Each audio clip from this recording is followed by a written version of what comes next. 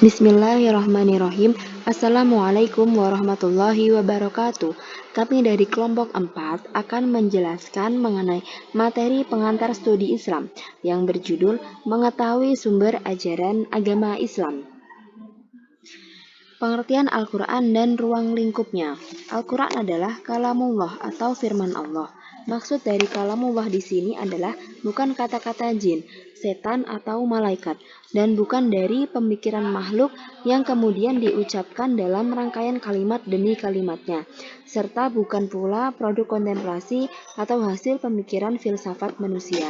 Jadi dapat dipastikan bahwa Al-Quran merupakan kalam yang murni dari Allah Subhanahu wa Ta'ala dan tidak dibuat oleh manusia, jin ataupun malaikat, karena itu merupakan makhluk Allah. Adanya Al-Quran sebagai penyempurna kitab-kitab pedoman manusia dan wujud kekuasaan Allah. Sebagai umat muslim, sangat dianjurkan untuk membaca Al-Quran karena banyak sekali manfaat yang mampu didapat, yaitu yang pertama adalah membaca Al-Quran mendapat pahala. Pahala yang didapat dari membaca Al-Quran yaitu satu huruf akan dihitung dengan satu pahala. Yang kedua adalah dapat menimbulkan ketenangan. Ketika membaca dan memaknai Al-Quran, maka akan timbul ketenangan lahir dan batin. Dan yang ketiga adalah mendapatkan syafaat di hari akhir. Al-Quran mampu menolong bagi siapa saja yang membacanya kelak di hari akhir dengan syafaat dari Al-Quran. Ruang lingkup Muqarron. Metode Muqarron menurut Abdullah Al-Hayy Al-Farmawi adalah penafsiran Al-Quran dengan cara menghimpun sejumlah ayat-ayat Al-Quran, kemudian mengkaji, meneliti, dan membandingkan pendapat sejumlah penafsir mengenai ayat-ayat tersebut, baik penafsir dari generasi salaf maupun halaf, atau menggunakan tafsir bir-ra'yi maupun al-matsur. Artinya, Abdullah Hayy Al-Farmawi berpendapat bahwa metode Muqarron merupakan metode dalam menafsirkan Al-Quran dengan cara mengumpulkan ayat yang kemudian dikaji, diteliti, dan dibandingkan akan makna dan pengertian dari ayat-ayatnya yang dilakukan oleh para ulama salaf maupun halaf. Ruang lingkup dan tafsir Muqarron. 1. Membandingkan ayat-ayat Al-Quran antara satu dengan yang lainnya yang memiliki kesamaan, atau membandingkan ayat-ayat Al-Quran antara satu dan yang lainnya yang memiliki kesamaan atau kemiripan redaksi dalam dua masalah yang berbeda atau lebih, atau dalam suatu masalah yang sama atau yang diduga sama. Dan yang kedua adalah membandingkan ayat-ayat Al-Quran dengan hadis Rasulullah SAW yang secara lahiriah tampak bertentangan. Dan yang ketiga adalah membandingkan antara pendapat ulama-ulama tafsir menyangkut penafsiran Al-Quran. Misalnya membandingkan penafsiran yang bercorak tafsir ahkam dengan penafsiran yang bercorak tafsir adab al-ijtima' terhadap ayat yang sama. Kedudukan hadis ijma' dan qiyas. Kedudukan hadis sebagai sumber hukum Islam berada di urutan kedua setelah Al-Quran. Jadi, jika terdapat suatu perkara yang maknanya tidak tercantum secara detail dalam Al-Quran, maka hadis dapat dijadikan sebagai sandaran. Artinya bahwa sumber ajaran Islam tidak hanya bergantung pada Al-Quran. Keberadaan hadis, ijma' dan qiyas mampu dijadikan sandaran, khususnya pada permasalahan-permasalahan kontemporer yang ada di zaman modern ini.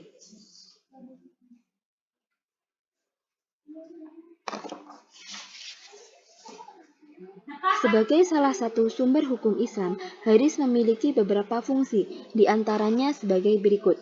Yang pertama adalah memperjelas isi Al-Quran atau bayan at-takrir. Hal ini menjadikan hadis sebagai petunjuk bagi manusia dalam menjalani perintah dan menjauhi larangan Allah Subhanahu wa Ta'ala. Dan yang kedua adalah menggantikan aturan yang lampau atau bayan nasikh. Para ulama berpendapat bahwa bayan nasikh adalah ketentuan yang baru dapat menghapus ketentuan yang lama, karena ketentuan yang baru dianggap lebih tepat dan sesuai dengan perkembangan zaman. Dan yang ketiga adalah memberi kepastian hukumnya tidak ada dalam Al-Quran atau bayan at-tashri'. Seperti yang telah dijelaskan sebelumnya bahwa Al-Quran memaparkan suatu perkara secara universal.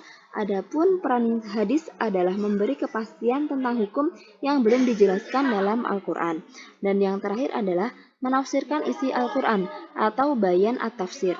Bayan at-tafsir artinya hadis berfungsi sebagai pemberi tafsir pada isi Al-Quran yang masih majmu' dan memberi batasan pada ayat yang sifatnya masih mutlak. Selanjutnya adalah ijma'. Ijma' menurut istilah para ahli usul fiqh adalah kesepakatan para mujtahid muslim pada suatu masa tertentu setelah Rasulullah Shallallahu alaihi wasallam wafat. Ijma' akan muncul ketika suatu hukum akan permasalahan menjadi perdebatan sehingga para ulama akan melakukan ijtihad dalam penentuan hukum permasalahan tersebut. Ijma' memiliki macam-macam ijma' adalah ijma' sharih, yaitu kesepakatan mujtahid mengenai hukum atas suatu peristiwa pada suatu masa dengan jelas. Para mujtahid itu menyatakan pendapatnya baik dengan fatwa ataupun praktik dengan mencerminkan pendapatnya. Dan selanjutnya adalah ijma' sukuti, yaitu kesepakatan sebagian mujtahid menyatakan pendapat dengan tegas terdapat suatu hukum atau suatu peristiwa pada suatu masa, baik dengan fatwa ataupun dengan praktik. Sedangkan sebagian mujtahid yang lain pada masa yang sama tidak menyatakan persetujuan terhadap hukum itu dan tidak pula menentangnya. Dilihat dari segi cakupan, jumlah mujtahid yang membuat kesepakatan terbagi menjadi 6 macam, yaitu ijma' sahabat, ijma' khalifah, ijma' Abu Bakar dan Umar, ijma' ulama Madinah, ijma' ulama Kufah dan Basrah, dan yang terakhir adalah ijma' itroh. Dan selanjutnya adalah qiyas. Menurut ulama usul fiqh, qiyas adalah menyamakan sesuatu yang tidak ada nas hukumnya dengan sesuatu yang ada nas hukumnya karena adanya persamaan ilat hukum. Qiyas merupakan salah satu metode istinbat yang dapat dipertanggungjawabkan karena ia melalui penalaran yang disandarkan kepada nas. Jumhur ulama usul fiqh dan para pengikut mazhab yang 4 berpendapat bahwa qiyas dapat dijadikan sebagai metode atau sarana untuk mengistinbatkan syara'. Qiyas akan muncul ketika terdapat dua atau lebih hal yang memiliki kesamaan dengan suatu permasalahan yang menjadi perdebatan di kalangan umat. Maka para ulama akan menentukan hukum dengan cara mencari persamaan dari beberapa hal tersebut, maka akan disebut dengan qiyas. Qiyas memiliki rukun. Rukun-rukun qiyas adalah yang pertama adalah al-asal. Al-asal secara bahasa merupakan lafadz musytarak yang bisa diartikan sebagai asas dasar, sumber, dan pangkal. Sedangkan yang dimaksudkan dengan asal dalam pembahasan qiyas ini adalah kasus lama yang dijadikan objek penyempurna atau kasus yang sudah ada ketetapan hukumnya secara tekstual dalam nas maupun ijma'. Dan yang kedua adalah al-fara'. Fara' merupakan hukum kedua dari rukun-rukun qiyas. Fara' disebut juga musyabbah atau yang diserupakan. Sedangkan dalam konteks qiyas, fara' diartikan sebagai kasus yang ingin diserupakan kepada asal karena tidak adanya nas yang secara jelas menyebutkan hukumnya. Dan yang ketiga adalah hukum asal. Dua kata yang digabung menjadi satu susunan atau idofah. Ini memiliki pengertian hukum syara' yang ada pada asal berdasarkan pada legitimasi nas. Dan yang terakhir adalah al-ilah.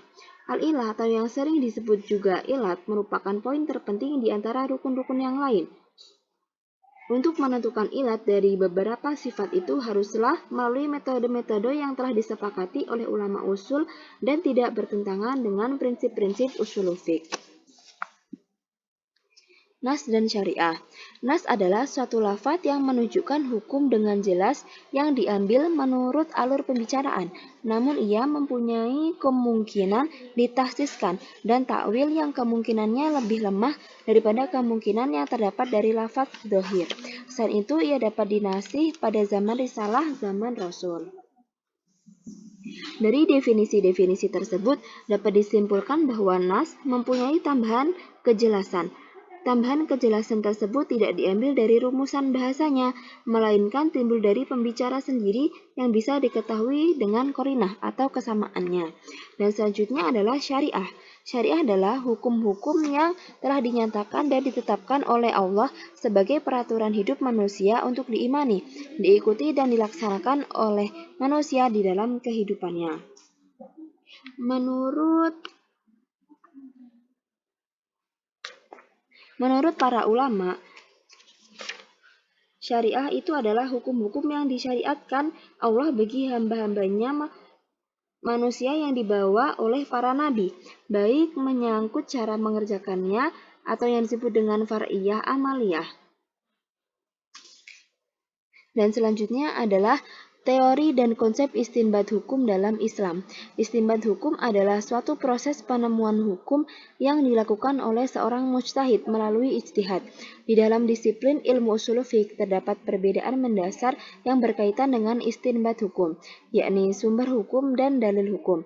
Sumber dalam hal ini berarti dasar utama yang bersifat orisinil yang melahirkan hukum itu sendiri, seperti Al-Quran dan Sunnah. Sedangkan dalil hukum dalam hal ini berarti cara-cara yang ditempuh melalui ijtihad untuk menemukan hukum Islam, seperti ditempuh dengan cara menggunakan istihsan, istisab, qiyas, dan sebagainya. Jadi dalam istinbat hukum ini terdapat dua hal yang mendasarinya, yaitu sumber hukum dan dalil hukum. Jika sumber hukum, maka yang berasal dari Al-Quran dan hadis, sedangkan dalil hukum adalah yang melalui proses ijtihad para ulama, seperti istihsan, istisab, qiyas, dan sebagainya. Macam-macam metode dalam beristinbat. Metode istinbat hukum 4 madhab. Dalam hal ini mayoritas ulama ushul fiqh dari kalangan 4 madhab, yaitu Imam Maliki, Imam Hanbali, Imam Syafi'i, dan Imam Hanafi menyepakati untuk mendasarkan istinbat hukumnya pada Al-Quran, Sunnah, dan Ijma'. Dan yang kedua adalah metode istinbat hukum para tokoh. Hal ini haruslah dilakukan oleh ulama yang tentunya dengan tingginya derajat ilmu, beliau mampu memahami dengan benar dan cermat isi Al-Quran, Sunnah, Ijma', dan Qiyas, sehingga para ulama mampu melakukan istinbat hukum dengan benar tanpa meninggalkan dan menghapus hukum yang telah disyariatkan oleh Allah Subhanahu wa Ta'ala. Selanjutnya adalah ijtihad dan perbedaan madhab. Ijtihad adalah pengerahan kemampuan oleh seorang fikih untuk menemukan hukum syara' yang bersifat zohni. Ijtihad merupakan usaha yang dilakukan oleh para ulama dalam menentukan hukum syara'. Dan selanjutnya adalah madhab. Madhab adalah jalan atau metode yang ditempuh oleh seorang imam mujtahid dalam menetapkan hukum atau peristiwa berdasarkan Al-Quran dan hadis. Mazhab yang umum digunakan oleh umat manusia adalah yang berasal dari 4 ulama besar, yaitu Imam Maliki, Imam Hanbali, Imam Syafi'i, dan Imam Hanafi. Keberadaan mazhab merupakan hasil dari proses ijtihad yang dilakukan oleh para ulama tersebut. Adanya perbedaan mazhab bukanlah suatu masalah ataupun pertentangan, karena setiap ulama pastilah telah melandaskan setiap hukum yang diijtihadkan kepada Al-Quran dan Sunnah, yang menjadi dasar dan sumber dari segala hukum dan syariat Islam. Syarat-syarat untuk menjadi mujtahid. Menjadi mujtahid bukanlah hal yang mudah. Terdapat syarat-syarat untuk menjadi mujtahid. Yang pertama adalah mengetahui makna ayat hukum, baik secara bahasa maupun istilah. Dan yang kedua adalah mengetahui hadis-hadis hukum, baik secara bahasa maupun istilah. Dan yang ketiga adalah mengetahui Al-Quran dan hadis yang telah dinasakh dan mengetahui ayat dan hadis yang menasakh. Yang keempat adalah mengetahui sesuatu yang hukumnya telah dihukumi oleh ijma'. Dan yang terakhir adalah mengetahui qiyas dan sesuatu yang berhubungan dengan qiyas yang meliputi rukun, syarat, ilat, dan cara istinbat dari nasakh. Sekian dari kelompok kami. Syukron. Wassalamualaikum warahmatullahi wabarakatuh.